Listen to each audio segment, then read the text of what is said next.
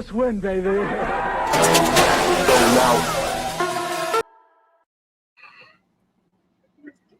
What's up, Raider Nation? Welcome back for another Wednesday night edition of Raider Connection. Yo, what is the deal, y'all? What is the deal? What is good, Nation? Man, Raider football is back. Day one of training camp. I hope y'all are excited. I know I am, man. Hell yeah. Man, One more day closer to the fucking regular season. I'm ready, bro.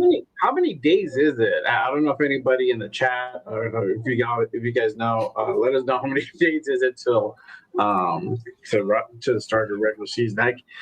I usually go through Twitter and look for it, but I haven't paid attention to it too much. But Jason Downs says 47. 47. There you go. 47 days until the start of the regular season. There you go. Shout out to man already with the super chat. Shout out to our guy Chewy in the building. Yes, sir. Pretty boys. Hey, bro. Thank you. I've always been called that all my life, and I'm just glad somebody acknowledges it finally. Sure. And it's funny. I told my wifey that our son's gonna be a little pretty boy as well. So. That was just real quick, Nate, can you hear a difference in Jay's mic, or is it just me? Maybe it's like a little echoier, but yeah, because yours sounds fine. That's why I thought it was me at first, but I guess it's not.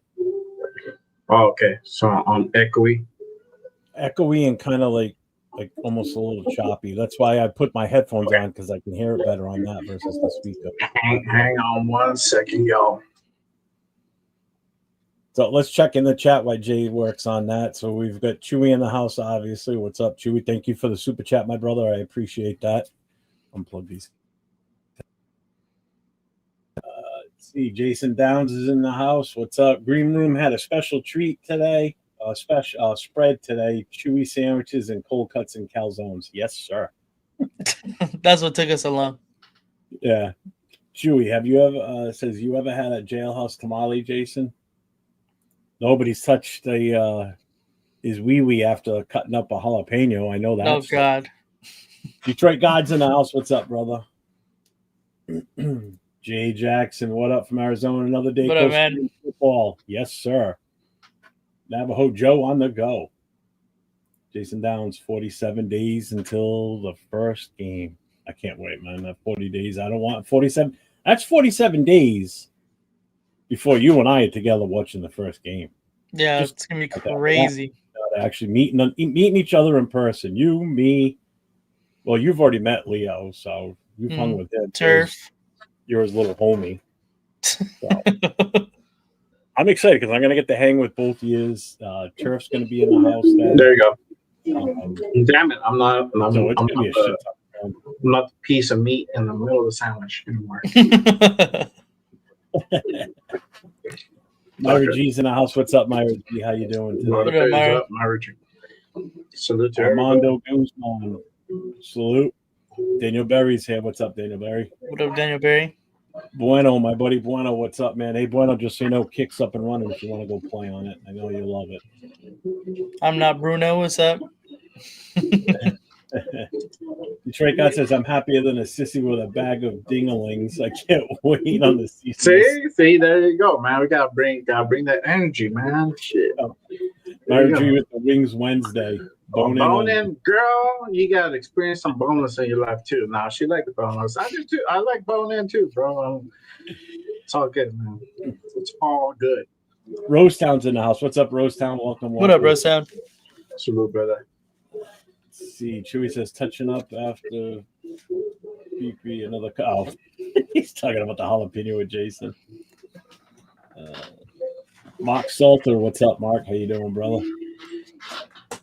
It appears to be everybody that's in the chat. Now that we've checked in with that, we bring up the first banner here. Go ahead, Jay, take it away, brother. Day one of camp. We are underway, y'all. Finally the day has come, and we're that much closer to the start of the 2025 season. So they reported yesterday. Today was the first day where they suit up. They're getting the practice in. They didn't. I saw some footage today. I didn't see them. I didn't see too many people on pads. I think they're gonna probably put that on probably the next day or two or something like that. So actually, I thought it was an NFL rule 3 days of practice I before think they 3 days, go man. on Probably, yeah. So maybe till Friday. pads. Yeah. Or is it? Does yesterday count? Even if they just reported? You know what? I don't know because I know the schedule came out. They have Saturday off, but they report back on Sunday. So it could be something like Sunday is their first day with pads. Okay. And there you go. And we're probably going to go ahead and get some answers of who's who and what's what. Who's the real deal, who it might be playing second fiddle and sitting on the bench, right? But we're trying to get camp kicked off. We want to put in the next, Jeff. What's the next one? There you go. New additions to the camp. As y'all know, you guys rocked with me yesterday. We went over the new additions to the Raiders. So Raiders doing some roster moves yesterday. They brought in 5 new players, and we went ahead and put 5 players out on waivers. Right? We can only have 90 players in the team. Unfortunately, we can't bring in everybody in. So there's some people that had to be let go. Right, but the biggest addition probably was Jamal Adams, a safety, former Seattle Seahawks, brought in by Pete Carroll, that continuity. You also had JT Woods, the corner, brought in, also spent some time a little bit in Seattle, notably with the Chargers as well. You brought in a guard, and I'm glad we're doing this show. And I want to really do this show because I wanted to chop it up with Jeff. Antonio Mafi had a little bit of continuity with Chip Kelly back in UCLA, so he's been brought in as well. You had a couple receivers in Philip Dorsett and Seth Williams also brought in. But on the flip side, we did have to go ahead and part ways with a few guys as well, probably notable guys. Noah Dotson, he was waived yesterday. Jalen Walker was another one, was waived yesterday. And I think there was 3 more other guys that were waived off yesterday. Can't come to mind right now, but those guys parted ways with the Raiders. So going into training camp, if there's anybody else that's going to be added on, just remember there's some guys. Then there's going to be some guys that are going to be cut, just to make sure that we're still in compliance and be within that 90-man roster. So, what are you guys' thoughts with the addition of Jamal Adams and JT Woods and some of these other guys that were brought in yesterday, the reporting day of training camp, I should say? Hey, you can go first. Courtney. My bad. What was the question? I'll get in a little What chop. are your thoughts? What are your thoughts with the addition of Jamal Adams and the 4 other guys that are brought in? Yeah, I mean, Pete Carroll's been saying it since the beginning that he wants to have competition. So I think these guys are just, camp bodies. I mean, some of them, the main person I would say that has a chance is probably that guard of making the possible roster. I think these other guys are really just to kind of get everybody a little bit more competition in the building, that maybe people that they haven't been working with throughout the beginning of this year, of the season. So, just having other faces, other people working, it gives you a different look and it gets you ready and prepared for, everything. So it's only good that we're having this many people come in, work out for the Raiders, and all the depth moves. We were super low on depth last season, and that we showed with 4 wins. So bringing in more people that could potentially play is positive, in my opinion. Now, What about you, just want to press real quick. Myra, Leo's not here. He called out sick tonight, last minute, so we don't know where he is. I know who does that. Yeah, you know right? what, bro? That's it. I'm giving him a write up, bro. That's it. Write up for Leo, not calling out. Well, I think it's only fair that another certain person on the panel wasn't here last week. Oh, he's gonna get a write-up too. Write-ups. All And we right. ripped on him last week, so now it's Leo's turn. I think Mother's Birthday is a good, call out reason. You know what? It's okay. It's okay, Nate. I'm gonna go ahead and accept that and excuse it. My take on it, Adams adds veteran leadership in that secondary is how I'm looking at it. Can he still be what he once was? Remains to be seen. He's had some off years, obviously, if you look at his stat line. He's not the same guy, obviously, that when he played for the Jets, because when he was with the Jets, he was really a standout. He was good. So I'm okay with him. I don't have a problem with him. Who was the other one you said? Woods?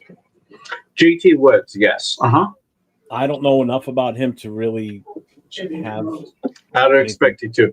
I tried to yesterday's show. I tried to go ahead and pull up some stats. Not really worth it to pull up some stats. Okay. So that goes to tell you. But he did spend some time in Seattle. So he comes from Seattle. I believe he was with Seattle last year. I think the year prior he was with the Chargers, if my memory serves me right. I don't have his thing in front of me. Let me see if I can pull it up. The one I'm actually kind of not super excited for, but I'm kind of glad we added more depth is Mafi, the offensive lineman. I kind of like that move. I see us going into this 53-man roster with some extra offensive linemen more than usual, because someone out of that group's obviously not going to make the cut. Let's face it. I am the kid's biggest fan, Caleb Rogers. I seriously think that kid could actually push Capper out of the starting spot that he's got right now on the right side. I really, really do. Again, it remains to be seen right now until we start hitting in practice with the pads and everything, and we really see what this guy can do against our front D. And because more than likely he's going to be, if he's out there at right side, he's going to be going up against Adams. Adam Butler. So Right. let's see what he can do against him. So I'm excited for the kid. I really am. Yeah, for sure. And I like Jason Downs' comment that he just posted up. He says if you can get a healthy Adams, it's a win, and it'll only help if you can still play. It's just he hit the injury bug, and he did. Let me see if I can go ahead and kind of find this footage real quick. Hang on one second, guys, and I'll post up. I'll post up a video of him. Shout out to my guy Big Mac Raider. He posted this yesterday of Jamal Adams working out. Let me go ahead and share real quick. Hang on. There we go. 805. I know you'll come through for me. I appreciate you. Yeah. If you want to go ahead and share real quick, there we go. So y'all know this is Jamal Adams. This was last week on the 16th. Looks like it was posted. So he got the footwork. Looks like their speed.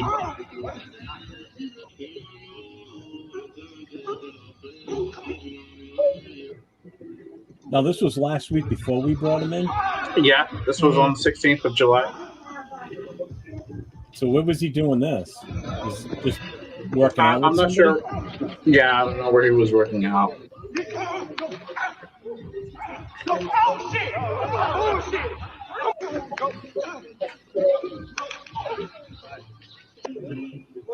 So the footwork's there. I'm not sure what he was injured, what the last of his injuries was, but he looks pretty good to me. All right. Yeah, I just wanted to go ahead and show you guys. It's 2 minutes long, so we're not gonna go ahead and do the whole thing. But I mean, he definitely got some moves. Speed. I don't know. What do y'all think? Looks good. I still am a little skeptical just because of his obviously recent history. He hasn't been very great and a little injury, a little injury prone. So obviously I'm going to be a little positively, skeptical. But he does look good, honestly. If we can get the Jets Jamal Adams out of him, that's just that much better to add to our team. And obviously that's what we're all hoping for. And we know he has that talent. Let's hope that Pete Carroll can get him back to form. What's up, Alpha Cassie? What up, AR? Same. I hope he really does go ahead and get him back. I mean, some of these guys get the second chance, and it doesn't really come around that often. For guys like Jamal Adams, I think this is a good opportunity to go ahead and come in, bring some depth. We know that Jeremy's chin is doing some plays coming down on playing that nickel. And we talked about it, I talked about it, me and my boy Run, shout out to my guy Run, having that liability up at safety. Now, this might be that answer to that. You might see some exotic packages where you come in and have Chin play nickel, and then, boom, you got Jamal Adams playing up top and making sure everything's copacetic up there. Make sure we're not getting kicked over the top because, teams will pick up right away. So after that week one, we're going to get scouted by every team, and they'll know some of the looks on some of the packages that we're running. So this answers some of that. If he were to stay healthy and make that 53, for sure. So Armando Guzman has a question. I know this is early, but do you guys think White, the running back, is going to make the team this year? Zamir White? No. Yeah. Honestly, he is on the bubble. I wouldn't be surprised if by the end of August, either he's put on the practice squad or he's played. Yeah, I think he's going to probably end up a practice squad body. There, honestly, right now, like I could probably see Dylan Lobby getting cut straight out too. Yeah. So there's just kind of a log jam of just bodies in that running back room. So I think a couple of people are going to be kind of finding the short end of the stick there, and that's going to probably be White and Lobby, in my opinion. I don't know. I think he may still make it because then that means we're going in with four guys. That would be Jeanty, Mostert, McCormick, and White. I see Lobby and Collier probably on the outs, but Lobby is the backup on the kick returner right now, and Collier is number 3 on the depth chart for the kick returns. That's a good point. So I don't know whether you're going to see. I think White might actually still make the roster, unless we decide to drop him and pick somebody else that gets cut. That's my take on that. Yeah. I could see us going in with 4 running backs. Yeah. Yeah, interesting to see.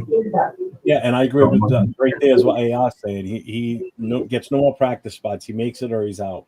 Yeah. Same thing with Tyree too. Either you make it or you break it. You're out. I say practice squad because it's essentially almost the same, but in case something happens, you have the luxury of activating the dude and bringing him back up.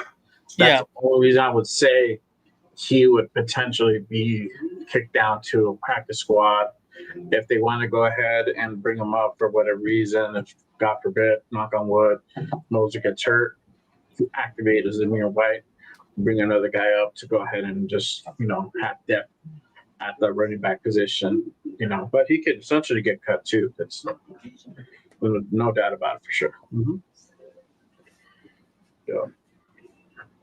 I guess we kind of really covered how they'll impact, right? I mean, we talked about it after you said the names. Right. Yeah. I mean, JT Woods, honestly, it's more for that depth. He hasn't really had too much experience. I pulled up kind of the stats.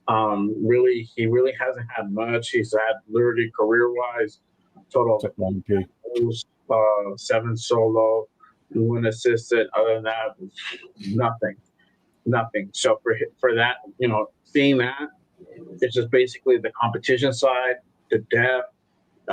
He might not even make the 53. He might potentially go down to practice squad, or he might just get cut completely out. So that just kind of what it is, right?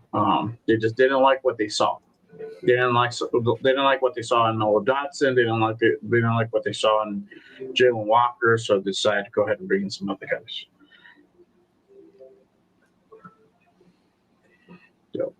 Yeah, for sure. Let's see here. Rose Town, you're fine with Nightbot. I've adjusted it, so it won't bother you. Man, everybody's scared of Nightbot. I changed some of the settings, so if you do all caps, you'd have to do it like 100 times before they would even kick you. So you're good. Yeah, I'll give you the warning. So you're good. There you go. Let's see. Next one. Camp battle positions. All right. So as y'all know, training camp kicks off. There's a couple battles, couple positions that there is questions on. Obviously, probably cornerback 1 is probably one of the biggest ones, alongside guard, not too far behind. So cornerback 1 right now, I think it's pretty much agreed that it's between Eric Stokes and Darian Porter, to see which one of those guys really takes that cornerback 1 position. What are you guys' thoughts on that? We can start with you, Jeff. Who do you think would win that battle for cornerback 1? I mean, over here, so cornerback 1. I mean, without a doubt. I mean, it's gonna be it's gonna be Porter. I mean, Porter. For who okay. though? Porter's gonna be the number 1. There's no choice about it. Stokes, it's that one side where Porter is that I feel secure on. Stokes, I don't know about him if he's going to be able to be that guy. This is where I think our extreme weakness on the defense is in our secondary. And again, I don't know enough about corners and safeties to really speak on it in depthly. I just know what we had last year for corners versus what we're going into this season with is completely different. Again, I'd still say that's the weakest part of that defense right now. So I mean, I see that it's going to be Porter for sure, and then it's still up in the air on that right side, I guess, or on the opposite side. Because you're talking about Mary and Stokes kind of fighting it out, right? Isn't that who's on that side? Yeah, that's somebody else that's on the radar that we don't know about. I honestly don't really have much of an opinion on that one. That's the best you can get out of me. You think the rookie might be the guy who basically would be that cornerback 1? It's possible. I seriously think he's got all that. I mean, we didn't grab him when we grabbed him, for nothing. Let's put it that way. If he would have been a later round pick, they'd be a little different. You expect your third rounders, second rounders to pretty much start almost immediately, And I think the kid's got the talent to do it. I don't see why not. Yeah. What about you, Nate? What are your thoughts on that? Yeah, to me, it was really, I think just off of recent body of work, I think it was Jacorian Bennett's place to lose. He's shown that when he's healthy, that he can play a very solid coverage corner. I think the potential of Porter is greater than Bennett's, though. So I think that if Porter can really come into his own at the cornerback spot, he does deserve to be that CB1. And then that CB2 spot is really up between whether who can stay healthy, because that's both Bennett's and Stokes' problem is they haven't really been healthy when they're in the league. So to me, it's really that cornerback 2 spot that's a little up in the air because, like Jeff was saying, I'm pretty solid in thinking that Porter is going to end up being this cornerback 1, and then that cornerback 2 spot is where it's kind of like, okay, who can really stay healthy for the long term through camp, through the season, and really produce. To me, that it's Bennett. Because from what we saw last year, he was really good when he was on the field. Mm-hmm. Mm-hmm. For me, I'm gonna put it out here. I'm gonna put it out there. I don't know if everybody's gonna like it, but I think it would be Stokes, and my reason being for choosing Stokes is that veteran, that knowledge of him, just being able to go ahead and establish himself as that top corner. I mean, hearing all the good stuff we've been hearing at OTAs and minicamp, and he's been around the league for quite a while. I think he has the edge. He has the advantage, right? It's close. It is very close. It's almost a 1A, 1B type of situation. I think at this point, we'll know more as training camp progresses, and once pads come on, we'll get to go ahead and get some more insight. But as of right now, I think it probably would be Stokes, CB1, and then Porter 2. Bennett would just kind of be that rotational guy for a while, taking that third position. And that's kind of how it might be for quite a while until something changes probably during season, and then Porter really progresses and shows that he's very dominant and he's being very effective, and that might flip up. It could potentially kind of go through that way. I love Porter. I'm rooting for the guy, and there's definitely somebody who definitely everybody should keep an eye on, because his ceiling is very high. If there is a ceiling, and that just goes to the talent of the person who he is, right? The guy's only been doing this position for 2 years. He was a wide receiver before that. So for him to literally go on the other side of the ball and not only be effective, but be on the pathway to master the position, it's pretty impressive. So, but right now, just kind of getting into the league, I think give the slight edge to Stokes. That's in my opinion. Obviously, we got the guard position, and we've been talking about it having, but I think it's the left guard position that's open. Who do y'all think would win that position? Now we brought in a new guy and Mafi. I'm gonna start with Jeff, because Jeff is a line guy, so y'all know. Mm-hmm.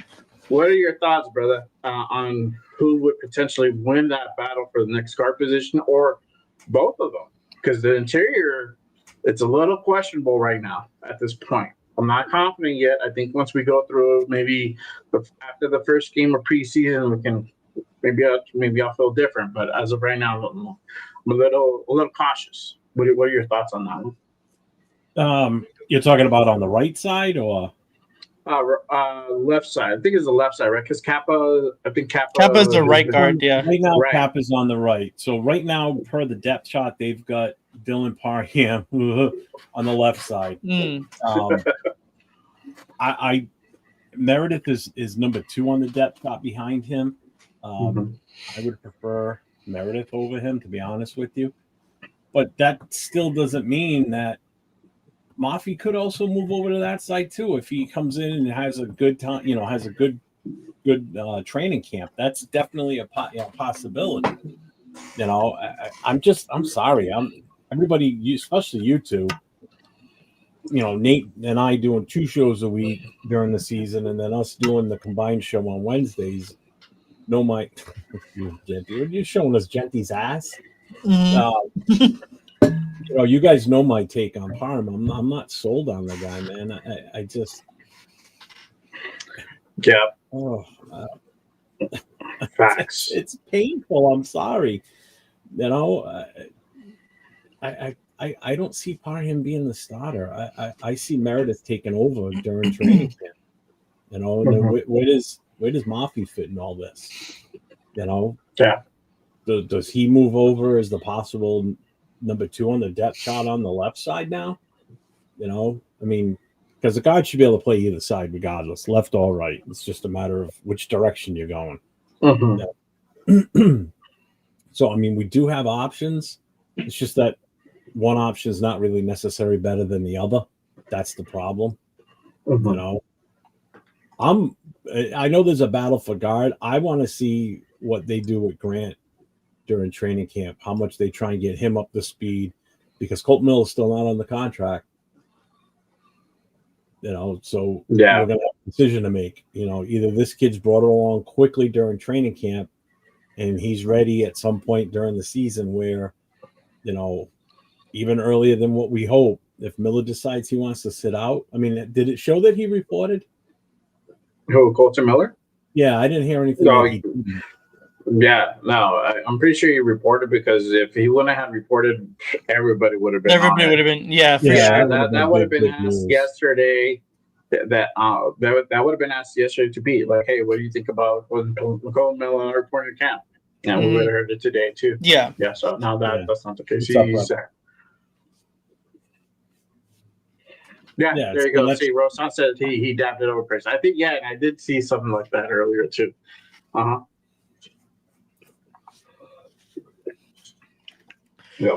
tackles are good. We're good with tackles. We're good with center. You know, I agree. I don't want to hear any talk about, well, let's move JPJ to left guard and we'll put, you know, either that kid Will Putnam at center or move Parham to center. You know, I would trust Parham more at center than I would at guard, to be honest with you. Yeah. You know, but no, there's no slap that talk right out of your mouth if you're gonna stop bringing that out. Where like, let's put JPJ at left guard. Go, fuck no. All right, I'm crossing that out of my notes. Yeah, exactly. What's up, Devin? Raider 24 Nation. What up, man? What's up, man? How's my little guy doing? How's little Raider? Shout out to little Raider. Yes, sir. Our guy. Just to remind everybody, pinned at the top of the chat for my channel is the link for the GoFundMe and the Cash App for Devin and his family for Little Raider. If anybody does want to make a donation, those are still open. So feel free anytime anybody wants to drop something in there, please do. You know, we're still doing what we can to help them out, you know, help them defer somebody's medical costs. Go. Yeah, for sure. Capper or Rogers? Yeah, that's the question, Rosetown. It's Capper or Rogers right now. Right now, it's Capper as the right guard, number 1 on depth. Rogers is right behind him, and I hope it's hit fast. Yeah, I do too. Yeah. What are your thoughts, Nate? Too? Who do you think would win the battle have left? Yeah, honestly, I think I'm gonna stick with what we basically should have had last year, was Miller. And then Meredith, JPJ, your guy, Jeff, Dylan Parham, and then DJ Glaze. I think that's what I'm going to go with. Kappa was so terribly bad last year with the Cincinnati Bengals. I have no idea why we even signed him at all, because he was literally that bad. And then I just don't think that Caleb Rogers is going to be ready for the start of the year. Do I think that he's possibly going to be taking it over for either Meredith or Parham? Most likely, to be honest. I know Jeff is really high on the guy, so you know I trust his opinion on the offensive line, and I can definitely see him, you know, taking it over, just like JPJ when he was ready. He took over a guard spot, eventually took over that center spot too. But as of right now, those are the guys that I'm going with, who I'm most confident so far going into this season.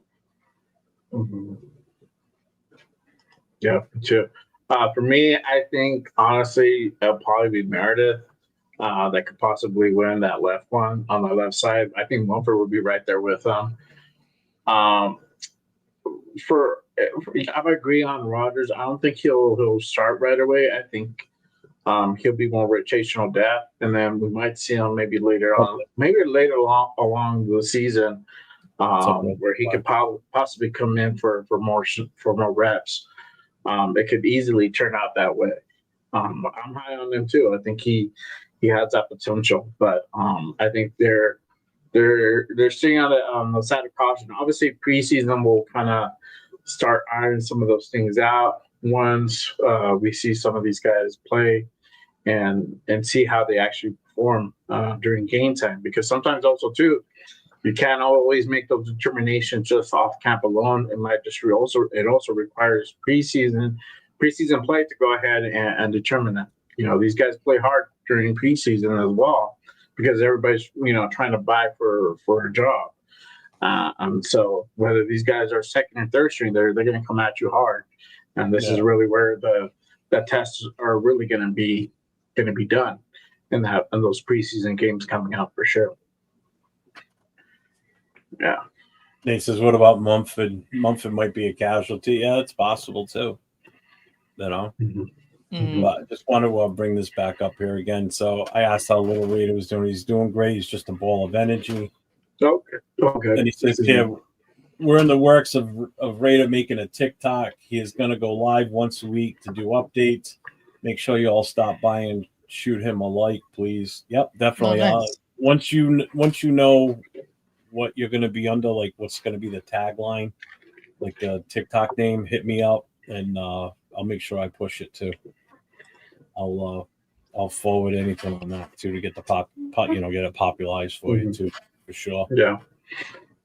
And then D tackle, right? So wow, we'll get into Christian Wilkins in just a bit, but if this guy does not make it by week 1, somebody got to start. Who do y'all think will be that guy to go ahead and take that position? Because, as of right now, I think obviously it's Max on one side. You got Adam Butler.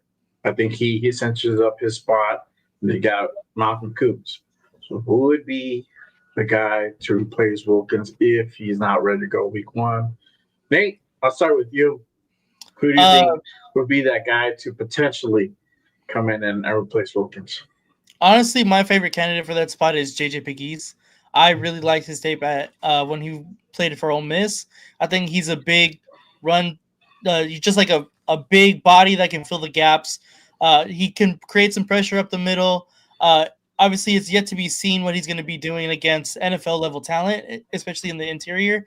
But playing in the SEC, he was bullying some people down there. So that's usually a good visual on what players are going to end up doing in the NFL as well, because the SEC is like the best quality of football in the collegiate ranks. So seeing him play at the SEC out of Ole Miss, I think that he is my favorite candidate to take that spot. That if Christian Wilkins can't make it week 1. What about you, Jeff? I think Jonah Lalau steps up. He filled in great for him last year. He had some really good games, impressed some people. I know I saw a kid that wanted to play, So I think that he could definitely be the guy that steps in right now and does great for him. I mean, when you look at the rest of the depth chart roster, I mean, I know they got Lucky Fotu right now is the number 2 on the depth behind Wilkins. Mm-hmm. And then again, with what we drafted for defensive tackles, I don't know, man. I think we might be all right, to be honest with you. This is why I wasn't panicking when everybody was panicking about Wilkins and cut him, trade him, whatever. He's costing us a fortune, blah blah blah. Now we'll get into the more talks about Wilkins, but you look at what we brought in the draft and what we already had on the roster, and if it's going to be a rotation, it could possibly be a rotation of guys. Yeah. Let's just hope the defense isn't out there on the field like they were last year. Constantly. Let's hope our offense can keep them off the field, where it's really not going to be a matter of having to have these superstars up front constantly. You can rotate guys. Mm-hmm. Yeah, for sure. I agree 100%. I also agree. For me, I also agree it could be most likely probably Lualu. That takes that starting spot. He had a terrific year last year for the amount of games he played. He was effective. So, we know what he could bring. I think Leaky, though he's new, I think he still has to kind of prove himself. And Pegues and Hemingway, they're still unproven. Yes, they're talented. We picked up these guys in the 6th round, but we don't know what they are yet. I think maybe preseason can give us a little bit of insight, and really, if they kill it, they ball out, then I can really kind of say, hey, these guys are more in contention. I think right now, even though Leaky's there, I think Lualu will be the guy who really takes up that spot and replaces Wilkins. Just so y'all know, everybody tapping in on my channel, I put up a poll. What do you guys think would replace Christian Wilkins if he can't go week 1? Lualu, Leaky, Pegues, or Tonka Hemingway? Make sure you guys go ahead and cast your vote, and then I'll tap in a little bit later and let y'all know what the results were of that. But yeah, I think Jonah Lualu would be the guy to go ahead and be that guy to go ahead and start week 1 if Wilkins can't go. Right. My link isn't working. What link? I don't know. I don't know which link in the video info. Did you put something in your bio? No, I posted it in the I made a post, a YouTube post. I don't know. I don't know. I don't know. I don't know what he means. Yeah, I don't know. Let me know. Where's the flag? But sticking on the topic of Christian Wilkins, I think we can go ahead and go into that note, right? Christian Wilkins' foot, and could he be back before week 1 or after week 4? Because either or could be happening right now. There's I think let's start with the video that circulated the other day of Christian Wilkins, at headquarters in the gym, doing a duet of Backstreet Boys for NSYNC, right? Backstreet Boys, I think it was Backstreet Boys, bro. So let me go ahead and play that. If you guys haven't seen it, you'll see it now. If you've seen it, you've seen it. I hope you have. So let me go ahead and play that if you want to go ahead and pop that on. Jeff. Real quick, though, before we do that, Already 50 has a question for us. What is you guys' ideal 3 linebackers going into week 1 if you're Patrick Graham? My 3 guys, for me, it would be Jermaine Pratt, Landon Roberts. I probably would go with either Gainer or Lindenberg. Probably Lindenberg. I don't know. But for sure, Atlanta Roberts, Jermaine Pratt. Those would be. For me, it's definitely Pratt and Roberts, and then it's kind of a toss-up for that 3rd spot. Mm-hmm.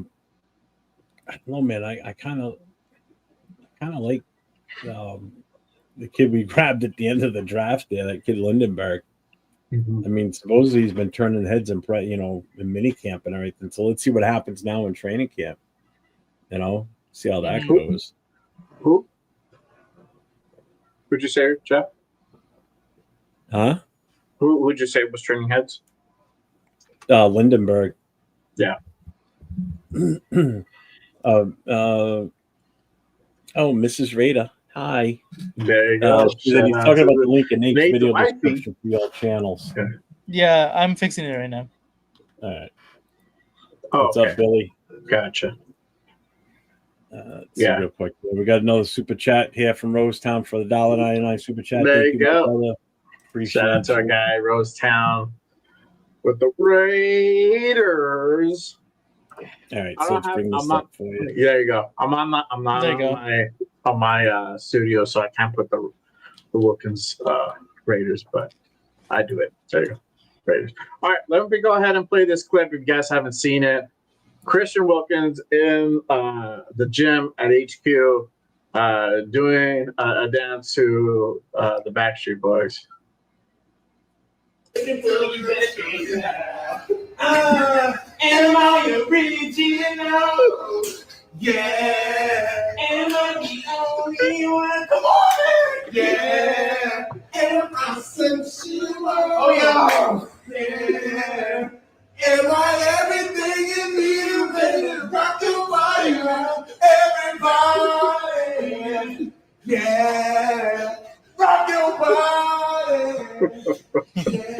Yeah. There you go. So you had Christian Wilkins there doing a Backstreet Boy routine. Or was it the other day on Monday or Sunday? With Alex Bachman, I don't know who the other guy was, but it was great. So Christian Wilkins out of the booth, dancing, swinging the hips, all that good stuff. To me, I don't know. To me, I'm scared, but I'm hopeful at the same time. I think that's the way I can kind of go ahead and put it, right? But there's more. There's more, right? And I'm gonna go ahead and put me back up. Sorry, Jeff, I hit the thing. So when Pete was asked earlier about Christian Wilkins' status, this is kind of what he had to say. Saw the move for Christian Wilkins to be put on the top list. Back in OTAs, he mentioned that there was a long process. Do you have an update on what it looked like? It's still uncertain. It's still uncertain. We still have to wait it out.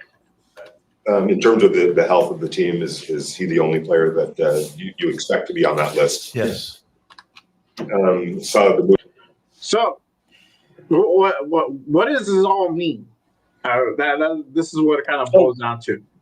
So, would Pete Carroll, what he was saying there, was that before or after the video? No, this was yesterday at the presser. Okay, so it was after the video. Mm-hmm. After the video, they definitely called them out on it. Or, not directly, but they asked about it, right? So it's not the first time I've seen the video. I saw it when it first came out, and then I played it on the Monday Morning Quarterback show with Chris and myself. We played it on the show, and then we talked about it last night on the Notorious podcast, and my take on it didn't get very well perceived by my co-host. I'm at that point where what the fuck are you doing? You've been in a boot all this time. This foot injury is supposed to be a big deal. You're on the PUP list for a goddamn reason. They put you on it last week. And now you're doing this in Crocs, no less, one of the most unsupportive shoes out there in the world. Okay, in the gym, and this is what you're doing. Who the hell's filming that? First of all, why would you put that public? That was Alex Bachman. That was Alex Bachman. Okay, why would you put receiver that out there publicly? Did Wilkins say, "Hey, yeah, post it. Put it out there for everybody to see," knowing that how Raider Nation is. You know how fans are going to react when they see that. Some are going to say, "Oh, it's obviously no big deal," and some are going to be like, "What the fuck are you doing? You're fucking with the franchise. Really, is what you're doing." I don't get it, man. I have super chat here again from Rosetown. Shout out to my guy, Rosetown. Shout out to the Raiders. Raiders, yes, sir. Shout out to my guy, Rosetown. One of my members over at the JRB fam. You want to be like my guy, Rosetown? Go ahead and become a member today. I got my link pinned up top. Be a part of the family. Get some exclusive perks that not a lot of people get to go ahead and have, and we do a lot member-only lives as well. So make sure you come on over and be part of the family. That's a good point from Where's the Flag. If Al walked into that room, what would he say? What the fuck? Yeah. Well, what are your thoughts, Nate? I want to hear Nate's thoughts on it. I haven't heard you much talk about it. So what are your thoughts? You saw that. You saw both sides. So you saw the video. Now you saw Pete's response. What are you thinking, bro? It's a different age, guys. It's a different age. It's not Al Davis's age no more, y'all. I don't know what to tell y'all. I hate to be the bearer of bad news, dog, but it is not the rough and tumble age no more. This is the age of the social media. And you know what? It does put Pete Carroll in a bad position. I feel bad for that because he's supposed to be injured. He's put on the PUP list. He's not going to be able to practice. He's not going to be able to play most likely. So it is a bad look. Definitely. I don't know. Like, I get it because Christian Wilkins, if you know anything like of his personality going back to Clemson, he's always been like that. He's always been the goofy guy, making jokes, cracking, just shooting the shit. Like, he's always been that kind of guy. So it doesn't surprise me. And like, honestly, like, if in a locker room setting, that kind of guy is like, you need those kind of guys to bring your locker room together. So I understand it, but as he's supposed to be injured. He's make sure he got everything done. It is a bad look for sure. But what Where's the Flag was saying, like what would Al say? That reminds me of a funny video of Kobe Bryant in one of his last seasons. They just drafted D'Angelo Russell. And D'Angelo Russell, like something happened. They're both on the bench, and Kobe's just watching the game. And D'Angelo Russell's like doing this crazy ass like fucking whatever, and he just like staring at him like, bro, like come on, like Kobe Bryant's fucking straight face, fucking killer mentality, bro. Like, yeah, that shit's funny. But that's exactly what I thought of. The first thing that I thought of. Yeah, Cap. We just played the video on here. So, yeah, I get it. It's different times and everything, but we're still talking about, like Detroit God said, we're talking about a 300-pound man here dancing on a bad foot, supposedly bad foot, unless it's all smoke and mirrors and they're not really telling everybody the truth and letting everybody think that, oh, shit, the defense is going to be as good because Wilkins isn't playing. Is it a ploy? Is it worth putting him on the PUP list because of that? Well, if he's not really legit injured and he's on the PUP list and the NFL gets wind of this and they investigate it, that could hurt the team too. People got to realize it's all fun and games and everything. It's a different time era, but there's different consequences now. You can't get away with shit like you used to. Like 15 years ago, you could have done that shit because there ain't no cameras other than security cameras. And guess what? The team controls them. Boom, delete it. Nobody saw it. It's different. It just, I don't know. Maybe I'm just old. Don't answer that. Either one of you. I don't think. What's up, Rick Rock? I don't think that he's faking it. Like a Liz Frank is extremely complicated injury to handle, and some days it's like good, some days it's bad. As we can see, he went into the boot, out of the boot, back out of the boot. Like, so he's been super back and forth with everything. So I understand it's a complicated type of injury, but like I said, seeing that, kind of bullshitting around when you're supposed to be injured it's not a good look. Dude, he's in and out of that boot like a fucking $2 hooker. Come on, man. Jesus Christ. Every time we turn around, the boot was on, boot was off, boot was on, boot was off. Look who's in the room, Leo. Hi, Leo. All of a sudden. Yeah. Wilkins faking it like Adams. Yeah. Well, I mean, I don't know. I think it's good that he's out of the boot, which means he can potentially return faster. But also, too, I'm not very comfortable you being fucked up with a fucked up foot that has plagued you and bothered you for more than 6 months now, going on almost a year. And you dancing and singing Backstreet Boys in the gym with Crocs on. So I take it as a silver lining. It's great. He's coming. He could potentially come back, but still at this moment in time, you heard Pete. It's kind of we don't know. It's uncertain. We're gonna have to treat it week by week type of thing. And I think that's really what you're gonna boil down to now. I tapped into my guy Rundown show earlier.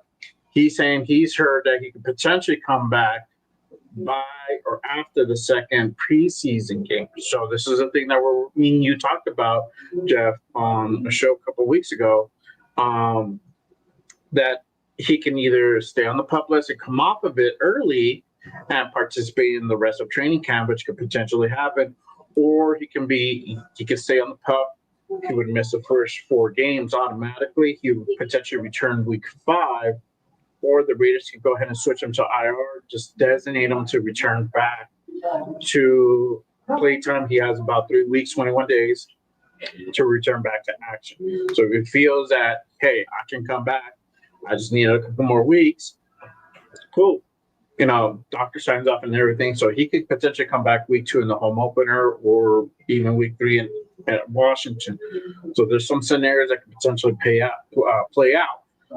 So that's the thing. I don't know what everybody thinks. How does everybody feel? Does everybody think? And I'm talking to the chat. Everybody in the chat, let us know. What do you think?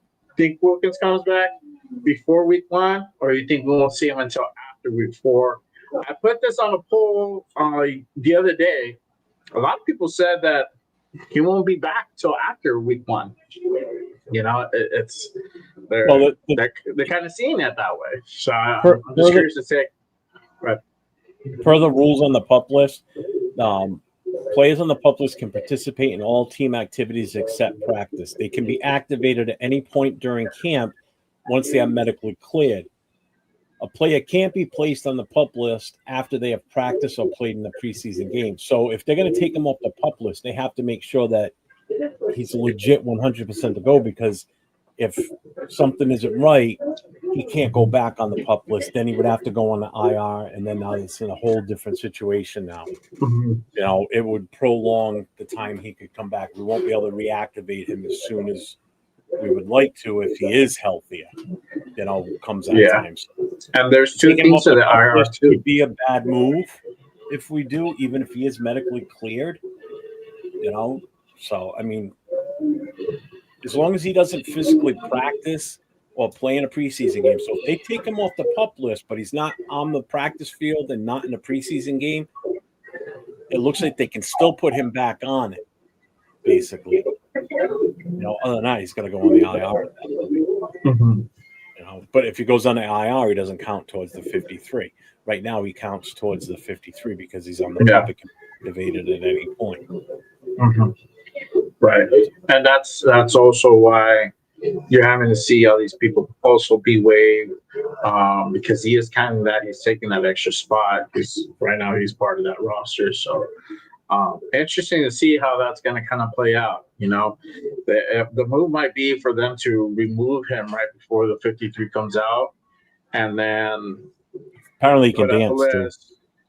Yeah, put him on the list, and then maybe just get him ready to go that week 1 if he's ready to go by week 1. If that's the case, now we don't know yet. We don't know. I mean, that goes to show that he's not hobbling around. He looked pretty good to us. I mean, that is a good thing. He's not hobbling around. I mean, yeah, he can walk. Obviously he can dance too, somewhat. I mean, yeah, exactly.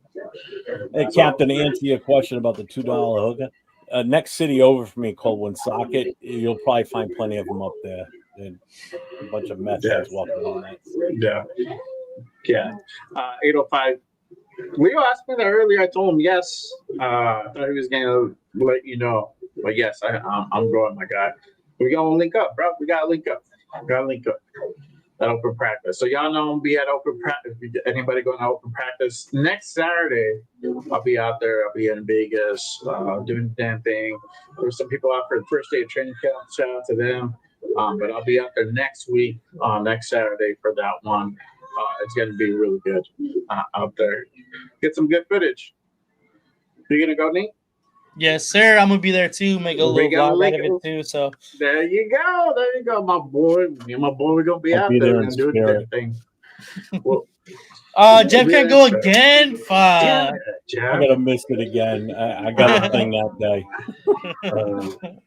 Go thing that day. I got a thing called miles, many miles between me and there. Miles. Captain If says, somebody who "Listen, has fine, but goddamn it, don't be fucking clowning like that." Yeah, that's what I'm getting at. You know, I mean, Cap and I are the old school. Like, don't do that shit. We know. Think before you do things.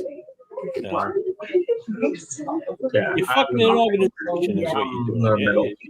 You're potentially hurting an organization. What if you got hurt right then and there doing that? Now what? And it's on video, on Instagram, on whatever. You know, it's on TikTok, Snapchat, whatever the hell it's on. And now it's out there for the world to see. And they're like, well, he heard it doing this.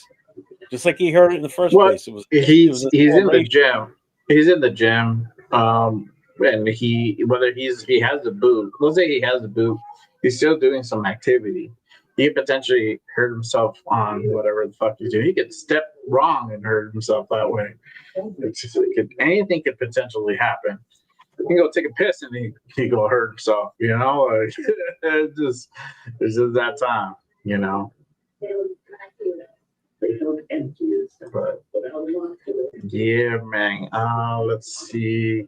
I didn't want to go and share something with you guys. I think this is a good one. Here, I know I don't have the thing for it. I know I didn't put it on the initial notes, Jeff, but if you want to go ahead and share this one. Oh, sorry, I was minimizing something else. You're good. All right. So our guy Pete was asked kind of on the outlook of this season coming up. So good old Pete thinks we can win 10 games. I'm gonna go ahead and play a little bit of that. Pete, you talked a lot about having a sense of urgency when it comes to competing right away, just as a team here. What do you think would constitute success for you guys this season? Oh, we win a ton. We win a bunch of games. There ain't nothing. I can't even imagine anything. I've been winning 10 games a year for 20 years or something. You know, I mean, what are my expectations? We're gonna win a bunch, and I don't care. You know, who hears that? I mean, it doesn't matter to me. It's about what we do, and so that's why expectations are really high. The standards need to be so that the expectations can be met. We'll see what happens. You know, I wish I could guarantee it to you, but I can't even think of what else it could be other than being really successful. So there you go. You got our boy Pete saying believes we can win 10 games. We can't necessarily guarantee it, but he's very confident on winning 10 games. Now, us three that are on this panel here think a little bit differently, right? As of before the show, you know. But what do y'all's take? Do you think, hearing that with Pete, you think we can win 10 games? You know, with this team assembled now, or somewhat assembled, because we don't know the final 53 yet. But kind of knowing more or less who's going to make the team, what are you guys' confidence of us hitting 10 wins or 10 plus wins? And I want to, and also to the chat, let us know in the chat, what do you think our record's going to be for 2025? You think we can hit 10? We can hit more than 10, or we're going to be way below 10? So I don't know. I'll start with Jack. What do you think, brother? I'm still with that 10 win plus. I think is a possibility. So offense. It's going to be the offense. The offense is going to be able to outscore or score more than what we did last year for sure. The offense is going to be dynamic. Just with the weapons we have now, you know, look at what we did last year with just two guys and no running back. Now add all this other stuff to the mix. You know, running back, much better quarterback, additional wide receivers, maybe a better offensive line than what we had last year. So I think the 10 wins is possible still. So 10 wins. Okay, 10 wins. To me, it sounds we possibly fucking around with playoffs. Okay, so we possibly we're getting in with 10. Yeah, we get in with 10. That's what Jeff's saying. All right. What about you? Billy. What about you, Nate? Yeah, I'm surprised Jeff went that low because whenever we're looking at the schedule, when the schedule came out, he was getting 12 to 14 fucking wins, and I was like, damn, son. But no, I had us at 10. I've been 9. So 9 to 10 wins. That's exactly where I had it. I had us at a little bit lower. I had us at 9. But just to have the confidence, to go up there during a press conference and say, hey, you know what, this has to be the standard. Like the standard of the Raiders past has been losing multiple games. No, that's not going to be it no more. From here on out, this is going to be our expectations. It's going to be one of the better, most competitive teams in this league. And, we need to start thinking that way. And it starts from the top down. And that's where it's going right now. So just to be able to have the confidence and say, I'm confident that we are going to be winning a lot of games this year, that we're going to be competitive. It's nice to hear because obviously in past regimes, just recently, we can hope that whatever. Obviously they didn't really say hope, but we're going to be as competitive as possible or whatever they had said at that time. Pete Carroll is coming out straight and saying it, we're going to win 10 games this year. And you know what? I like that. I like the confidence and the expectations that he's setting. There you go. I am still going to say 8 and 9 is my magic number. I believe that's the number that we're going to hit. And if we go above that, great. Beautiful. That's more than I can hope for, right? Because 8 and 9 to me is we're doubling our game. That's in line with what Pete's saying. Pete's saying 10. All right, cool. 10. Almost. I don't want to jinx it and kind of err on the side of caution, not only for the nation, but for myself, my heart, and my sanity. I'm gonna say 8 and 9. If we hit 10, if we hit 10 and 7, we fucking around with a playoff berth, and that's really aggressive for literally a retool on a year one with a new head coach. But I'm gonna agree with Jeff what he's saying. The offense is totally different. We got an actual quarterback now. We have probably one of the better running backs in the league, yet to be determined. Best tight end in the league. We got some receivers now, and Jack Besh and Dante Thornton. So, and then we still have Michael Mayer, but there's still some questions. The interior we just talked about. Defensively, there's a little bit of holes, right? With the uncertainty of what's going to happen with Christian Wilkins, with the secondary, having Darian Porter there, he's still a little bit unproven. We got some new guys in the fold, so it's a little bit worrisome. Now, these games are going to be won and lost, in my opinion, by a matter of a few points, within 7 points or less. I'm calling it now. I don't think we're going to win in kind of more than 10-point fashion. I don't really see us doing that. It's going to be a tough battle. It's going to be one of those games where we get fucking nervous. You're like, fuck, what's going to happen? Who's going to win? I hope we pull it out. But we're down by a field goal. We're down by a touchdown. It might be those type of game scenarios where, we win it by 3, we win it by a touchdown. It's that close. We're not going to win by 10, 14 points or anything like that. Maybe 1 or 2 games if that, but most of them are going to be won within single digits. We got a special guest coming in. Okay, there you go. Hey, Cap. What up, Cap? What's up, Jack? What's up, brother? I'm trying to put this up. Okay, well, apparently, I was going to say, Cap, I'm putting this on because anytime I can hang out with you fellas, Captain Jack on. Now, I need to make sure I get the show right. What the fuck is this show, Jeff? It's the Raider Connection.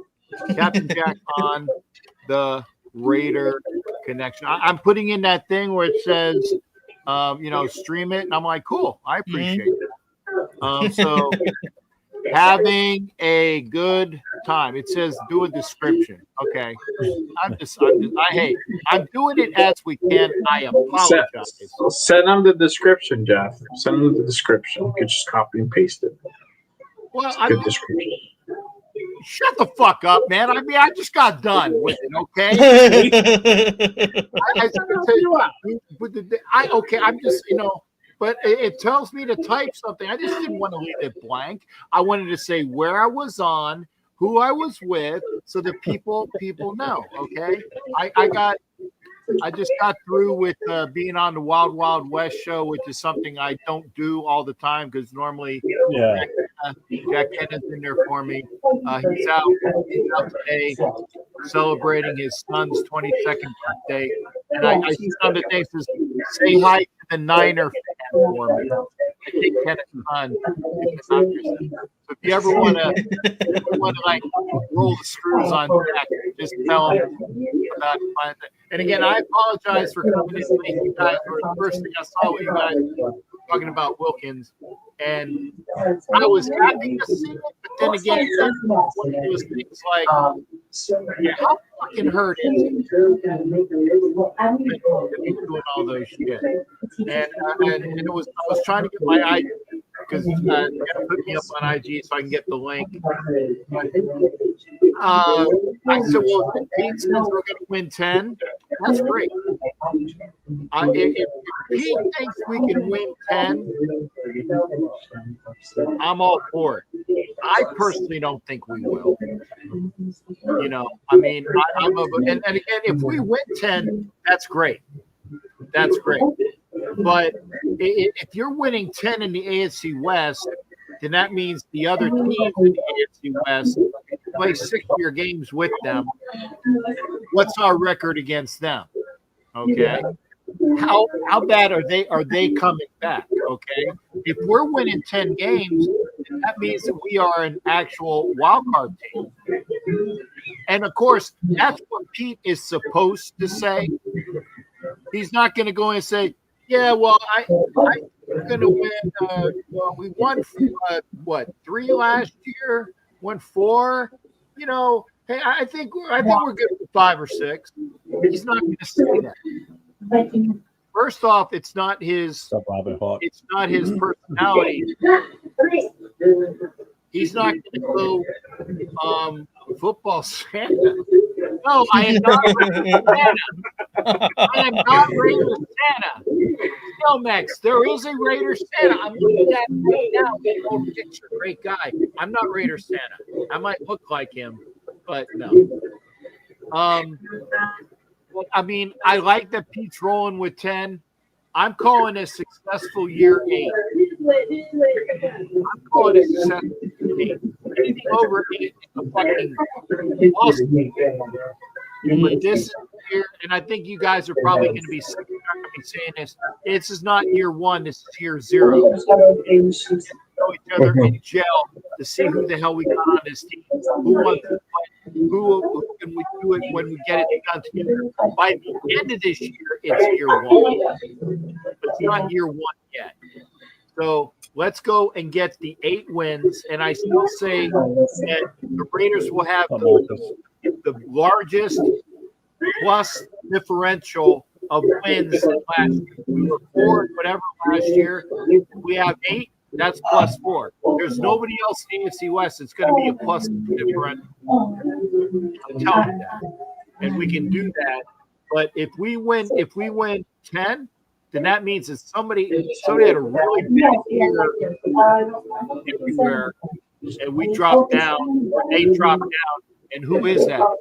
Did somebody break Patrick Mahomes' leg? Fantastic. Great. I'm looking forward to it. Did the Knicks come back down to earth and the Broncos have a lot of injuries because they have a really good team? Then there you go. Then they come down. If the Sparklers learn how not to charge or whatever, or they come back down, which I think they can, great. But I'm all for you, Pete. I'm going to be there for it. But a successful year is 8 wins. And that's book it on that one. Me personally. Yep. There you go. I don't know if I'm a wet blanket on the parade, but it just, I've seen, I mean, that's a successful year. Yeah, Being definitely. realistic, yeah. Mhm. Yeah, for sure. Year one. Yeah, I had us at 9, so I'm right there with you. That 8 to 9 win season to me is a very successful year as well. Because like Jay was saying earlier too, that doubles our wins from the previous year, and then if we get more than 8, that even doubles plus some. So I think that but what we were saying too, like the fact that Pete Carroll has the nuts to go up there to the media and pronounce like, this is the Raiders right now. This is what we're gonna be, the Raiders now from now on. Like I think that's a huge step in the regime that we haven't seen in quite a while. Mhm. Yeah, because he could have plus some other type of response. He did it. Right. He came out 10 wins. Exactly. Who says it? You It know? could have been the political answer, like, we're going to try our best. We're going to freaking, be as competitive as possible. We're going to do this, whatever. No, he came out and said it. You know what? This is our expectations. Like, so I fuck with that heavy. And I think Pete thinks we can win 10 games. Oh, for sure. For sure. I think he thinks it. If the team, Well, I would trust his judgment. He should know better than we do. I mean, he knows the talent in and out, So if he believes that, then I got to go with it too. yeah, Just like you said, if you walked in and said, "Yeah, we're going to win 5 games," I'd be like, "What the fuck? Can you sit? What? No." hey, are you one of the fucking losers that we've had for coaches the 5 previous times before you? And yes, I will count Gruden as that. I like John. I like John, but I like John, and that's the best I can say about John. Yeah. Every fucking head coach that we've had, Jack Del Rio last in and first out. Jack Del Rio, who wasn't worth shit. Make shit nuts for my buddy Jack Kenna, who called me a McNabb. By the way, I like Antonio Pierce as a person, as a cheerleader, but he had no fucking clue as a head coach. He needs to break his chops. He, as a defensive coordinator in college, that's the highest he was. And in the NFL, he was a linebackers coach. Okay. Run down. It was too big of a jump. And again, nice guy, but what was way over his head. Dennis Allen sucked. Cap, you got your TV on or something? I'm forgetting people, but this has sucked. Cap, you got your TV on? No, not at all. I even turned off my phone. That's me. They have the TV on in the background. Oh, because somebody said it in the chat, so I just put my earbud in to listen on the phone, and it's all right. No, I even stopped the porn channel. Did you really stop the porn channel, or is it playing in the background? We know it's in another window. It's all right. No, technically, it's not in another window. I turned it off. That's a joke, people. But I am looking for a $2 hooker, but I don't do any meth hookers. No. Well, we'll find some that aren't when you're up here. Okay. If somebody wants to sponsor Cap with that, $2 super. There you go. Thanks, Rose. Appreciate it. Thanks for the $1.99 super chat there. Way to go. Hey, that's how I can almost buy a hooker with that. Almost. OG asked this earlier. I know we already discussed it earlier. I got to bring it back up. He wanted to know what we thought about. Where is it? I lost it. Should have fucking saved it. He asked about Woods. What our take was on that. I know we talked about it a while ago. Is that the cornerback? The new corner. Third round quarterback that they had with the Chargers. He showed promise, but if you can't make it as a cornerback for the Chargers and you go out and you get fucking what's his name, fucking Jackson, that's not a good sign. But by the same token, he's got upside. he's probably better on accident than Stokes has been his entire career. I don't know enough about him though, so I'm gonna have to say, There's hey, not a lot out there. There's not a lot out there. he's a body. We'll see what we got with him. I mean, this entire team has got to show what they can fucking do.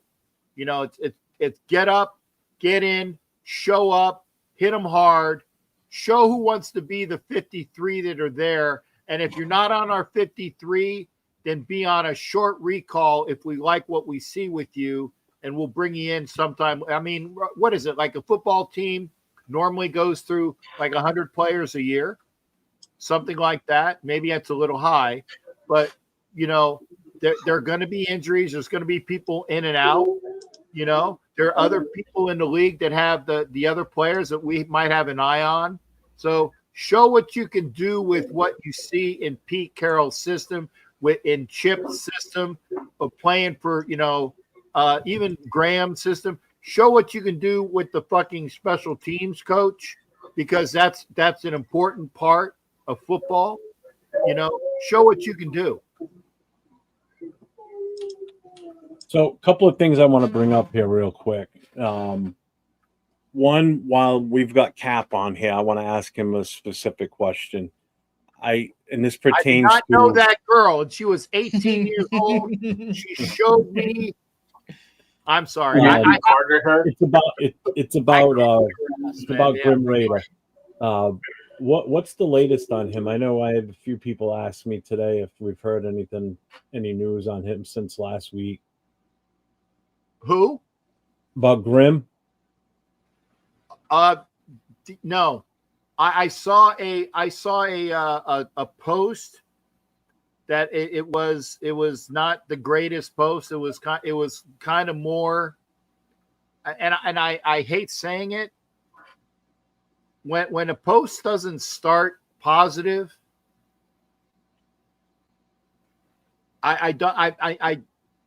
it tears me up, you know, and maybe it was just the way it started, and I didn't want to read through it, and I apologize. I know that's not the right answer, but I know. Let's put it this way: I know if something really positive would have happened, somebody would have called me.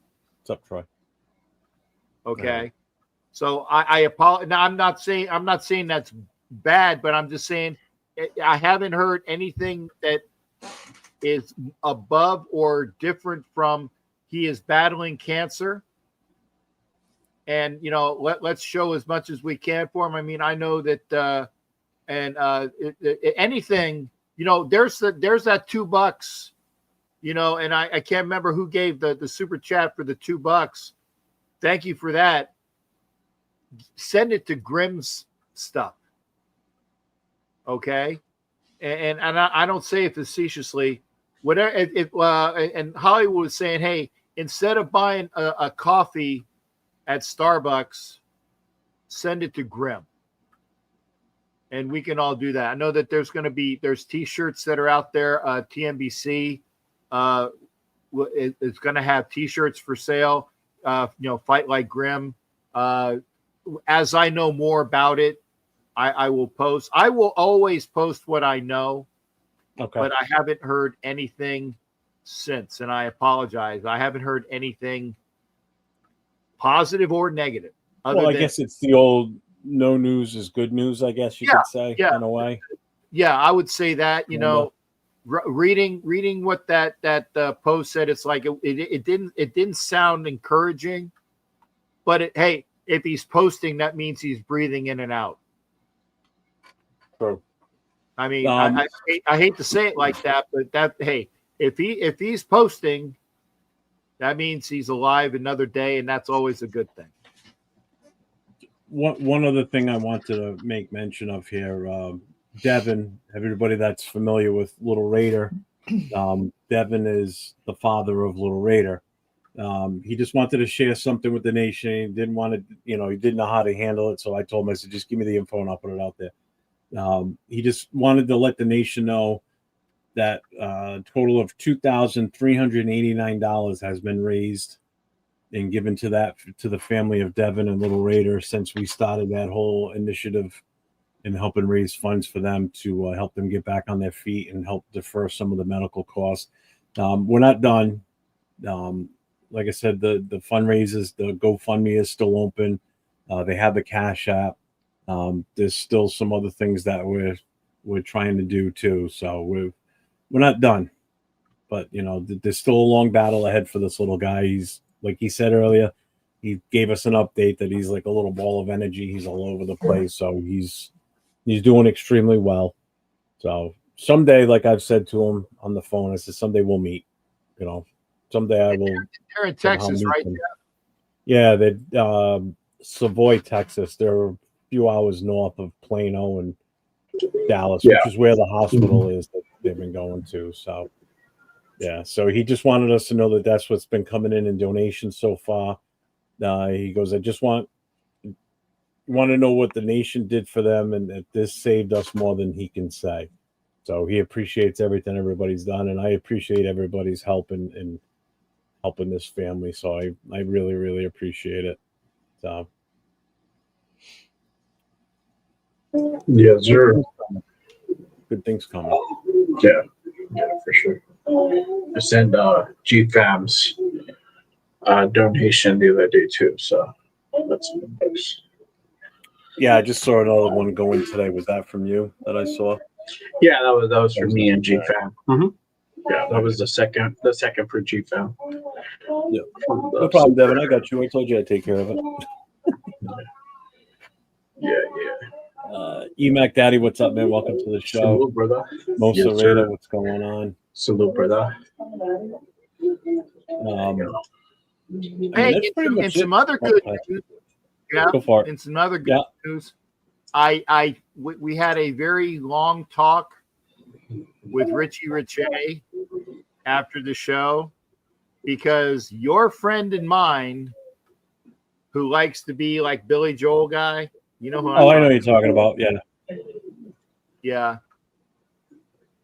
We asked Richie Richey, and it was me and Navman, who I've never met, and actually Navman and I have a lot in common. He's a retired Navy senior chief, and I'm a retired Navy chief, and so it's actually good to meet him virtually. And we told Richie, I said, Richie, you do what you want, but here's the deal. So, I mean, I'm just sorry. There are trolls, and then there are assholes, and there are asshole trolls and troll assholes. So, and he's whatever the worst of all of that is, and he's rolled in the one. Yeah, right. And the reason why I say that is Mac is a Seahawks fan that comes on my show and talks about football. And there are fans from other teams that come in and talk football. And if you bring intelligent thoughts to the conversation, I'll talk with anybody. But if all you do is troll and say how, Raider fans this, Raider fans that, and your mom wears combat boots and what, the old, I know it gets worse than that. I'm really fucking old when I say your mom wears combat boots. So I'm just saying, to show my age there. But you guys know what it's like to be a fan of the team, and stick with it. I don't know if you've ever seen it. I know, and it's J and LV. I don't know if you've ever seen a Raiders Super Bowl win. I've seen a Raiders Super Bowl win. 2002. Okay, but have you seen a Super Bowl win? Nope. The last Super Bowl win was right before I was born. I was born in 84. It technically won 83, 84 season. So I didn't come till later on that year. Right. And I'm saying that for all the people that are here that are Raider fans, and Jeff, I'm going to say this, and I'm going to go to bed. It's been a long day. I just wanted to pop in and say hi to you guys. I'm fucking long-winded. Good. Hey, at least I'm not Angelo, and I love Angelo to death. Oh my God! Thank God. You get Angelo on, you're going to talk 2 hours of boxing plus Raiders. And again, I say that in a nice way because I love Angelo. I do. Him and Jack Kenner could go for hours. Yeah. Oh yeah. But I don't want to hijack the show. I just wanted to say hi to everybody. I saw that you guys were on and say hello. Appreciate you. For the folks that are here, it's going to happen. I hope it happens while I'm still living and breathing. I think it can. Me too. I think it can. And I look forward to seeing, I don't know, Jay, where you at? I'm in Albuquerque. Okay. Albuquerque. Okay, yeah. I should have taken that left lane in Albuquerque. I know that. Bugs Bunny. Going down the way. LB, where you at, brother? LA. LA. Hey man, I know LA. Yeah, I'm from that's right. I'm from the west side. You know, but I hope to see you guys out and about this year, either in Vegas or some other things. If I don't recognize you immediately, I apologize. I see a lot of people, but I know that I know you, but I might not be able to fucking place you. We'll meet definitely in Boston. Yeah, you'll meet it'll be him up there. in a few weeks. Yeah. Yeah. Fortunately, that was not in the cards for me. That's fine. I'm very jealous. Yeah. Well, Jay, try to get down to maybe Texas. Yeah, maybe. Yeah. When they're down there. Yeah. Yeah. Or Dallas. hijack Dallas. a plane and go to Vegas. Maybe not I'll be in hijack. Vegas. I'll be in Vegas. I'll be in Vegas this year. Good. Then hang out. We'll hang out and we'll do something after the show. I just wanted to say hello to everybody. Thank you for the positivity for Grim. Thanks for popping Thank you in. for the positivity for Little Raider. Thank you for the positivity for our team. And be sure to pop in and bring it with you. I'm gonna bounce. And again, yarg, all you fuckers out there. We're getting better every day. Yeah. Have a Take good care, one, Cap. We'll There see you go. Yeah, Cap. Appreciate Thanks for you, Cap. popping in. All right. Salute, brother. Be well. Yeah. Take care. Yeah. Hey, really quick, shout out to my guy Marcus Banks with a $10 special. Appreciate you, my guy. With a $10 haymaker there. Salute to you, brother. I'm gonna Thank you, my man. I'll send out the shirt tomorrow. I promise, man. It's been wrapped up with the fam this week, but I'll send that over tomorrow for sure. Shout out to a guy. Hey, Big Papa, bro. We gotta give respect to Cap, man. Come on, man. What's up, my dog? You know what time it is. I'm not gonna interrupt the man when he's on a rant, bro. Just respect, bro. Just respect. Come on now. Quit talking that talk, my guy. If you would have tapped in earlier, you would have heard way more from us. Hit that rewind. My guy. Thanks, Marcus, man. Yes, sir. Me with 1 month as a member. Appreciate you, brother. Yes, sir. Another guy that's whenever- been with me for a long time since I started the this rock stuff. was- Mhm. Mm, Him, Yes, Jack sir. Henna, Sacktown Mike, Bueno. You know, a lot of these guys that have been around since we started. You know, since Nate and I started, really. no, 'Cause really. You and I were on together before anybody else, with anyone else. Oh yeah, it is, Ardell. It's all about the trenches, my man. Yeah, it is all about Starts and ends, both sides of the ball, offense and defense. Mhm. Yeah, for sure. Hey, Thanks, E-Mac. Thanks for popping Thanks, in. E-Mac. man.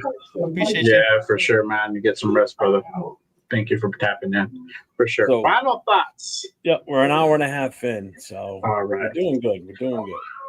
Okay, there you go. What do we got for final thoughts, gentlemen? Well, whoever wants to go next.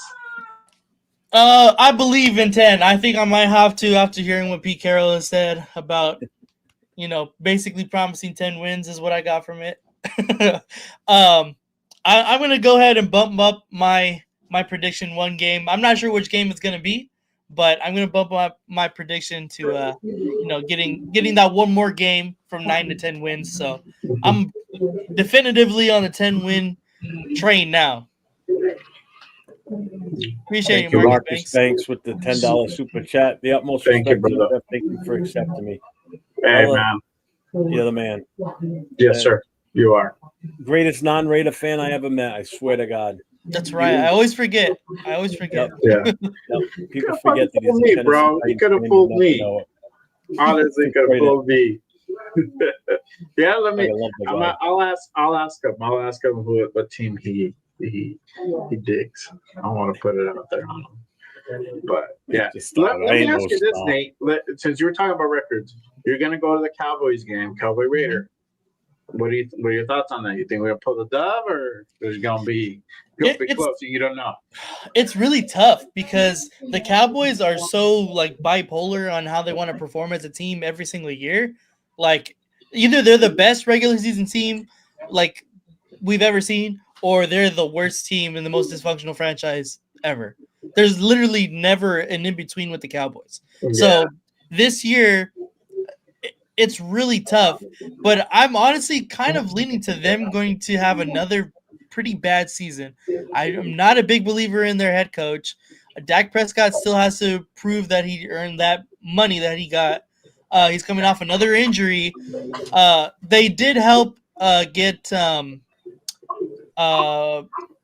what's his name? I keep wanting to say Des Bryant, but it's not Des Bryant. Fucking CeeDee Lamb. They got CeeDee Lamb some help with George Pickens. They traded for George Pickens. And I mean, it's tough. They don't really have a run game yet either. We still need to see what their run game is going to look like. They haven't been a good running team since I guess you can say Tony Pollard, but even then he wasn't really that great either. But I don't know. I think they're going to be mediocre this year. So I'm going to have the Raiders winning that game as well. I think it's going to be a freaking electric atmosphere though. That's what I'm so excited for, is the atmosphere alone. I think it's going to be insane. Yeah, it is. I agree 100%. It's going to be like crazy. Crazy.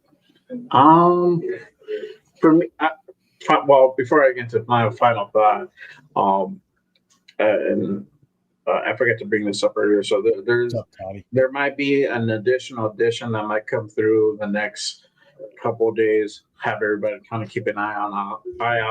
Quentin Jefferson. I said yesterday he visited the Raiders. That's right. Nothing as of yet, but the former Raider visited headquarters. He was in the building. Might possibly come on. Now we know that he had a pretty good year, and I believe was it 20 and 21 he was with us. We parted ways, but he might possibly come back. So that's a guy to go ahead and kind of look out for. There was obviously today wasn't a whole lot. It looks like the pads won't really come out until next week, according to Sean Reed. But they had a couple of scrimmages. I think they had 11-on-11 and 7-on-7. They had three linebacker sets with Roberts, White, and Pratt. And then offensively, it was Thornton, Tucker, and Myers at wide receiver. So, and Geno almost got picked off. Geno threw a bomb, hit Ian Thomas in the end zone, but almost got picked off on a different play. So, it's a process. It's a process. So I'm ready to see these guys also perform when the Pats come on. So that's going to be a good one for sure. My final thought, honestly, I just want us to have a really solid training camp. Hopefully we get to see Christian Wilkins, fingers crossed, come back before the start of week 1. If he can get in some training camp, even if it's a week, trust me, it goes a long way. Will help with conditioning and all that good stuff, and really will make us look, even better going into that week 1 versus the Patriots. But if he's not ready to go, just hope he comes back. He doesn't push it or anything else. I can't wait till preseason. Preseason starts not next Thursday. 2 weeks from now. 2 weeks from now on the 7th. And we're going to go ahead and preview it. I can't wait for us to start getting back into previews. That's going to be a good one. And we're going to really start, going back to what we used to do. but that's going to be an interesting game up in Seattle. Pete's old stomping grounds. But honestly, I really do hope that Geno, the offense, could go ahead and get it in sync. Shout out to the wifey. Salute. But I hope we get everybody in sync. We figure out the defense and the little holes. And hey, the addition of players. This is just the beginning. We're gonna have more guys come in. Just be ready for that. We're gonna have some signings. There's gonna be guys that are gonna be let go because they did say it might be that time where they might pick up guys off waivers and whatnot. So I see some of that. So interesting to see who's gonna be coming up in training camp, who we bring out from the outside. What's up, SoCal? Sal. What up, SoCal? Yeah, salute, brother. So Salute, Big Papa. my final thoughts. Let's roll, man. Let's get this thing going. I can't wait till we start hitting in practice. Separation of the men from the boys. Get those trenches rolling. Let's see who's got what. Who's got the juice? Who doesn't? And let's fucking go, man. Let's get this thing started. I am so ready. You know, next week's show will be completely different from what tonight is because For sure. next week we'll have more news for sure. There'll be players getting let go, players getting picked up. Practice will be in full swing, smacking each other around. We'll have more video footage because they're actually going to be having full contact now. So I can't wait for next Wednesday's show, to be honest with you, because next week's show is going to be fire compared to, right now we're talking about speculation, who looks good, what's this, what's that. Yeah. It'll be different. So before we get out of here, anything recent? Your mic's cutting out a little bit. You said what's coming up for me? Yeah, what's coming up for you, brother? Okay. So we have Good Morning Raiders this Saturday with my guy, the Raider Rundown. We're going to have a special guest. We're going to have MC Raider in the building. Nice. We're going to go ahead and chop it up. Yeah, we're going to finally get that dude locked down, man. We're gonna do that. So we're going to have MC Raider. We're going to go ahead and get his takes and outlook towards training camp and the upcoming season. So that's going to be a fun one. On Mondays, we do Raiders Unfiltered. But next Saturday, we're not going to have a Good Morning Raiders. Me and Ron are going to be out in Vegas. We're going to be at that open practice. So and then Nate's going to be there too. So it's going to be a fun one. We're going to get some great footage. So we won't have a show next Saturday, but the next week we'll be back on and we'll share some of the footage of what we had over at open practice and all that good stuff and literally talk about the Seahawks preseason game. So that's going to be a good one. It's going to be our first kind of review of that, and we're going to start previewing some stuff on our show as well as we bring on guests. So good stuff coming up for sure for me and Rundown, and taking a little break. Nice. So it's going to be good. Yep. That's dope. Nate, what do you got coming up? Yeah, so since it's been a little slow, I've been trying to figure out what exactly I wanted to, kind of put out there besides these live shows. So I'm gonna go back to what I did. If you go back on my channel way before, one of my first early series was some of my favorite Raider players. I did Bo Jackson, Marcus Allen, and Nnamdi Asomugha. So I'm going to do another one. It's another video essay kind of thing. It's going to be coming up. I should be out probably on Friday. I've just finished doing the script for that today. So that should be coming up on Friday. It's going to be on Charles Woodson. So really excited. They had a lot of stuff to put in that script for Charles Woodson. So it should be a good one. What about tomorrow night? Anything tomorrow night? I don't know. We haven't talked about it, so that's why I left it open. I know. Because normally on Thursday nights, Nate and I have our show, Raiders Coast to Coast. We've just been in so much going on. We just haven't had a chance to really catch a regular basis. Plus, it really has been going on, so in the off season. So Yeah, exactly. We've done all the weird shit. I mean, Oh wait, we did have it. We did have something lined up for tomorrow.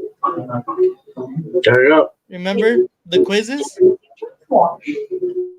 Sporkle quizzes? He don't remember. He doesn't remember. did you do them? Yeah, I sent them to you, remember? When did you send them to me? Last week when we were talking about it. Oh, that one. Okay. All right. Never mind. Yeah. All right. Never mind. Yeah. No, Leo said earlier today that I seemed a bit off yesterday, and I don't know what's going on with. All right. So, yeah. Okay. All right. Yeah, that's fine. Yeah. So we'll do it on OBS tomorrow. Yeah, we can do it on OBS tomorrow. Okay. All right. That works. Yeah. As far as on my end, I got obviously Nate and I tomorrow night, Raiders Coast to Coast. Friday night live, myself and my guy Chris for Raiders. It's a pull-up show, so anybody that wants to get on camera can come on. I'll, as usual, send you to the link like I always do, and a few others that I automatically send it to. Saturday, Chris and I and our new addition, Jason Downs, will be on Saturday night, Last Call podcast, talking it up. There you go. And then Monday, the new show Chris and I started. This will be our third episode, Monday Morning Quarterback, where we talk news on Monday morning. We'll be on 45. Tomorrow night will be 10 o'clock Eastern, 7 o'clock Pacific. Friday night's 9 o'clock Eastern, 6 o'clock Pacific. Same thing on Saturday, 9 and 6. So Yeah. that's all we got. Yeah. If anything drops during the day tomorrow, you may see me on. If there's any big news, exciting news. Yeah. If anything goes down, we'll go on. Yeah, Where's the Flag? It's a new show we started, so it's actually during the season. It's going to be fun because we'll be one of the first ones to come on Monday to talk about the previous day's game. So that's the whole reason for it. We got a lot of fun stuff set up for that. We're going to have MVPs. We're going to have MUPs, which is most unvaluable player, like who sucked the most on the team. So it's going to be fun. There you go. With it. So Yeah. I got nothing else. It's good. I think we're good. I think we are good. Yep, good show tonight, guys. Leo, we didn't miss you one bit. So No. Yeah, I don't think we gave Leo enough shit. I know. oh no, we didn't. He escaped off scot-free. That's all good. He did get off easy tonight, didn't he? Yeah. We beat the shit out of Nate last week for not beating it up. Oh, that yeah. bad. So good. We're gonna do shit to Leo tonight. That's crazy, guys. Try out there running some like emergency T-shirt or something. He misspelled Raiders on someone's shirt, and he had to redo like 100 shirts dead. tonight. Yeah. Forgot the I. Spelled it with an Forgot O, the not an Raiders. A. Raiders. Well, you got nothing else? We're out of here, folks. Thank you, everybody, for the Appreciate you super guys. chats. Everybody that gave us super chats, to Jay and myself, we Yes. appreciate you 100%.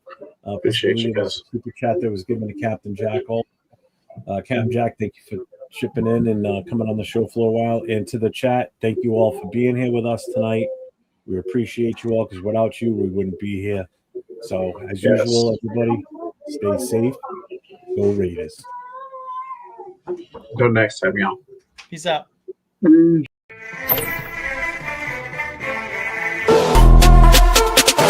Just win, baby. Go out.